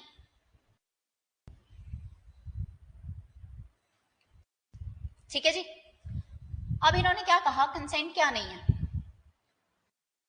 A consent is not such a consent as is intended by any section of this code. हम कहते हैं कि ये consent से हुआ है, कंसेंट से नहीं हुआ है. जहां पे भी कंसेंट लिखा हुआ है उसका क्या मतलब है, अगर कंसेंट दिया गया है किसी भी इंसान के द्वारा फियर ऑफ इंजरी में, under a misconception of fact, and if a person doing the act knows or has a reason to believe that the consent is given in consequence of such fear or misconception. दो चीजें हैं, fear की वजह से या किसी misconception of fact की वजह से कंसेंट दिया, not a consent, and the other person knows कि ये कंसेंट फियर या मिसकंसेप्शन की वजह से दिया गया है, तो ये माना जाएगा कि उसको पता था कि इसका कंसेंट नहीं है. ठीक है. Then insane person, if the consent is given by a person who from the unsoundness of mind or intoxication, as I said, because intoxication I'm so sorry, intoxication और unsoundness को same footing पे रखा गया कि इन दोनों की वजह से अगर एक इंसान नेचर ऑफ द एक्ट नहीं समझ पा रहा है या ये नहीं समझ पा रहा है कि जो मैं एक्ट कर रहा हूं उसके कॉन्सिक्वेंसेस क्या होने वाले हैं, कि वो कॉन्ट्ररी टू लॉ है, उसके लीगल कॉन्सिक्वेंसेस क्या हो जाएंगे. तो यहाँ पे उन्होंने क्या कहा है, कोई भी इंसान, हम रेप में पढ़ते हैं कि a women who gives a consent under the intoxication for the sexual intercourse is no consent, वो रेप ही माना जाता है because of this 90 consent of insane person. यहाँ पे इंटॉक्सिकेशन का एस्पेक्ट भी ऐड किया गया है. वो क्यों, कि इंटॉक्सिकेशन की वजह से या अनसाउंडनेस की वजह से वो इंसान is unable to understand the nature and consequence of that to which he gives the consent. उसको नहीं पता कि मैं कंसेंट किस चीज के लिए दे रहा हूं. ठीक है. बहुत फनी एग्जांपल है वैसे. You go to your 6-year-old cousin, उसने सोने की चेन पहनी हुई है और उसने बोला कि मुझे दे दो, और उसने खुद से उतार के आपको दे दी कि लो भैया या दीदी आप ले लीजिए, तो क्वेश्चन उठता है आपने थेफ्ट किया है कि नहीं किया? एक्टिव टेकिंग हुई है, from the possession of the person हुई है, डिसऑनेस्ट इंटेंशन से हुई है। तो उन्होंने कहा विदाउट द कंसेंट कैसे, बच्चे ने तो खुद उतार के दी है। सेक्शन 90 दिस पार्ट, 12 साल से नीचे बच्चे का दिया हुआ कंसेंट माना ही नहीं जाता, इसलिए जो आपने एक्ट किया है अपने कजन के साथ वो चोरी का ही माना जाएगा। चलिए, exclusion of fact which are offenses independently of harm causes. The exception in which section 87, 88, 89 do not extend to act which are offenses independently of any harm which they may cause or be intended to cause or be known to be likely to cause the person giving the consent or on whose behalf the consent is given. वैसे this is not very important, ये हमारे लिए 90 तक बहुत important है, इसको आप चाहे एक बार के लिए फर्स्ट रीडिंग के लिए स्किप कर देना, सेकंड रीडिंग में you can read that. 92, act done in good faith for benefit of a person without consent. Many a times it happens, you see a kid lying on the road, उसके खून निकल रहा है, कोई guardian नहीं है, हमें पता ही नहीं बच्चा कौन है। अब क्या कर सकते हैं? अब हमें उसकी कंसेंट के बिना नहीं कर सकते, अगर वो माइनर है उसके गार्डियन की कंसेंट के बिना नहीं कर सकते, right? So in that case your section 92 comes into play. Nothing is an offense by reason of any harm which it may cause to a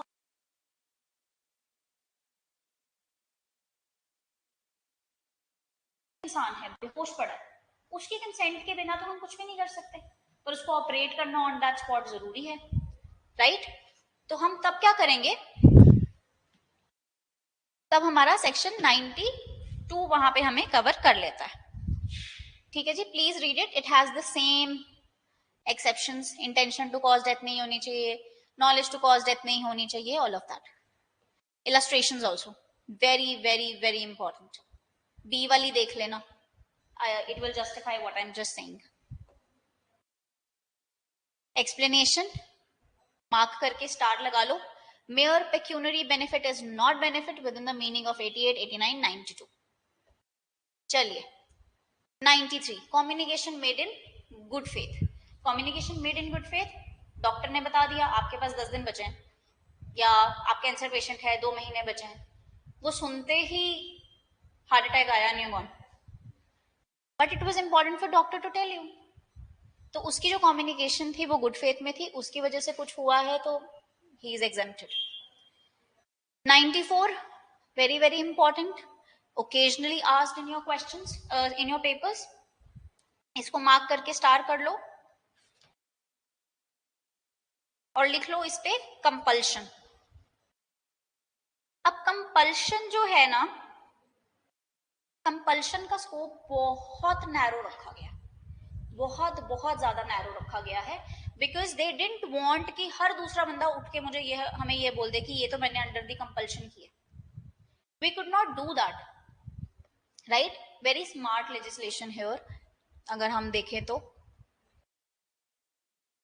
इसको हटा दो पहले, इसको नहीं पढ़ेंगे, एक्सेप्शन बाद में पढ़ते हैं, जनरल रूल पढ़ लेते हैं। Nothing is an offence which is done by a person who is compelled to do it by threat, जो थ्रेट है वो at the time of doing the offence होना चाहिए, और जो एप्रीहेंशन है वो इंस्टेंट डेथ की ही होगी, और उसी इंसान के लिए होगी जो जिसके लिए ऑफेंस करवाया जा रहा है, जिससे ऑफेंस करवाया जा रहा है। यू कांट से कि I will kill your child otherwise do this act, that's not covered under this compulsion.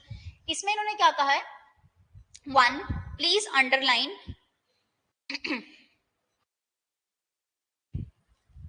apprehension of instant death, and to that person को लिख लीजिए, to that person will otherwise be the consequence, इसको लिख लीजिए, to that person only, and at the time of doing it, इसको mark कर लीजिए।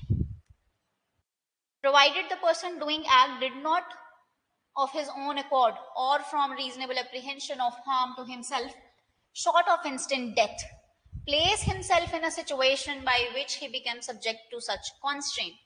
इसका क्या मतलब है कि आपने अपने आप को उस पोजीशन में खुद नहीं डाला. एक्स एक बेरोजगार इंसान है, उसको ऑफर आता है कि आप हमारे साथ गैंग ऑफ डेकॉइट्स ज्वाइन कर लीजिए, हम थोड़ी सी बस लूटपाट करते हैं इधर उधर, ज्यादा नहीं कुछ करते, कोई मारते नहीं है, किसी को कुछ हार्म नहीं पहुंचते, सिर्फ चोरी करते हैं. आप क्या करते हो, बेबस होके उनको ज्वाइन कर लेते हो, पर आपको पता है कि ये ना थोड़े से डेंजरस हैं, आपने देख लिया कि इनके पास वेपन्स वगैरह भी हैं. तो what you have done, you have put yourself in such position कि आप अपनी अकॉर्ड की वजह से उस पोजीशन में आए हो. वहां पे आपको कंपल्शन का डिफेंस नहीं मिलेगा. ठीक है, तो यहाँ पे फैक्टर्स क्या हमने ध्यान रखने हैं. जो थ्रेट है वो इंस्टेंट डेथ का. दूसरा, वो थ्रेट आपको ही है, आपके किसी इंटरेस्टेड पर्सन को नहीं है. ठीक है, बट ये ऑफेंस, ये डिफेंस किस पे नहीं लगता, मर्डर पे. आप कंपल्शन के अंडर मर्डर भी नहीं कर सकते, नॉट एट एनी कॉस्ट. खुद मर जाओ पर किसी और की जान नहीं लेनी. ठीक है. दूसरी, offences against the state punishable with death. As I discussed in the very start of the lecture के ये जब 1860 में बना था, ये एक प्रोटेक्टिव लेजिस्लेशन के हिसाब से बनाया गया था ब्रिटिशर्स के लिए. तो उन्होंने कहा कि आप खुद मर जाओ पर आप कोई भी ऑफेंस अगेंस्ट स्टेट नहीं कर सकते जिसकी पनिशमेंट डेथ है. किसी का मर्डर नहीं, कोई भी ऑफेंस जिसकी पनिशमेंट डेथ है अगेंस्ट द स्टेट, वो ऑफेंस नहीं. उसके सिवा आपसे कुछ करवाया जा रहा है, you can take the compulsion defence. हाँ जी. Explanation 1 and 2. एक्सप्लेनेशन 2 ना एज इट इज ही उठा के क्वेश्चन में डाल देते हैं कि क्या इसको कंपल्शन मिलेगी कि नहीं मिलेगी. अब इन्होंने क्या, पहले एक्सप्लेनेशन 1 पढ़ लेते हैं. This is going to be the last provision for this lecture, sorry या 95. कल से हम प्राइवेट डिफेंस से शुरू करेंगे, पनिशमेंट का कवर कर लेंगे. चलिए. A person who of his own accord, मतलब अपनी मर्जी से या by reason of a threat of being beaten, कि उसको थ्रेट कर दिया गया कि ये काम कर वरना तेरी पिटाई हो जाएगी, अभी या हम देखो मारेंगे या डंडों से मारेंगे या कुछ भी करेंगे. Joins a gang of dacoit, या वो अपनी मर्जी से करता है या धमकी पे करता है. नोइंग देयर कैरेक्टर, उसको पता है कि वो क्या करते हैं. Is not entitled to the benefit of this exception on the ground that he was compelled by his associates to do anything that is an offence. ठीक है, उसने अपनी मर्जी से ज्वाइन किया गैंग, या उसको डरा धमका के ज्वाइन करवाया गया गैंग, और वो बाद में ये नहीं कह सकता कि सर मैंने ज्वाइन कर लिया था, अब जो ये सारे एक्ट्स हैं मैं अपनी मर्जी से ज्वाइन नहीं करना चाहता था, और अब जो इसने एक्ट्स करवाए हैं वो मुझसे धक्के से करवाए हैं. You can't take the defence of compulsion. Explanation 2. ये मध्य प्रदेश के previous year, I am not sure, last to last time as it is ही एक्सप्लेनेशन रख दी थी. Person seized by a gang of dacoits. Gang of dacoits ने एक इंसान को पकड़ लिया एंड फोर्स्ड इंस्टेंट डेथ के थ्रेट से.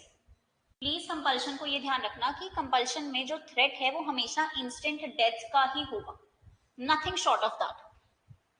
To do a thing which is an offence by law. For example, अब ये एग्जाम्पल थी, a smith compelled to take his tools and to force the door of the house for the dacoits to enter and plunder it is entitled for the benefit of this exception. ठीक है जी. तो इसके explanation 1 and 2 इसकी better understanding के लिए important हो जाती है हमारे लिए, और कई बार एज इट इज ही डाल देते हैं वो. The last provision for your this lecture is acting causing slight harm. इसको मार्क करके लिख लीजिए, de minimis curat lex. D minimus, DED, minimus is MINIMUS, non space के बाद curate CURAT space lex LEX, और slash trifling matters. Nothing is an offense by reason that it causes or intending to be caused, knowing likely to be cause any harm. कि जो इतना छोटा है कि कोई भी इंसान ऑर्डिनरी सेंस में या अपने टेम्पर में इसके बारे में कंप्लेंट नहीं करेगा। भाई बहन होते हैं, siblings, we occasionally hit each other, थप्पड़ मार दिया। कई भाइयों को आदत होती है WWE का चोक स्लैम देने की, अपने छोटे भाइयों को, बहनों को, बड़ी बहनों को। तो हार्म तो वो कर ही रहे हैं ना, हर्ट तो आप कॉज कर ही रहे हो, बट वो in ordinary sense a sister will not go to the police station and file an FIR, lodge an FIR against you. But ये 95 आपका सेक्सुअल ऑफेंसेस में नहीं लगता। ठीक है जी,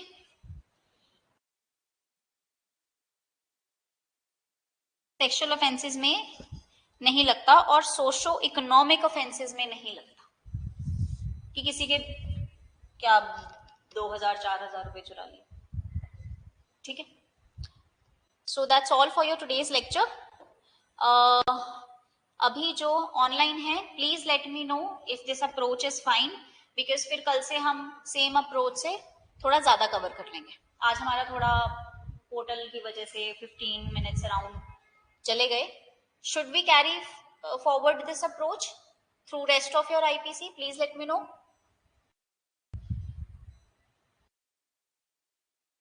जल्दी से यस या नो बता दीजिए so that I can end the meeting. Fine, we can do through this, right?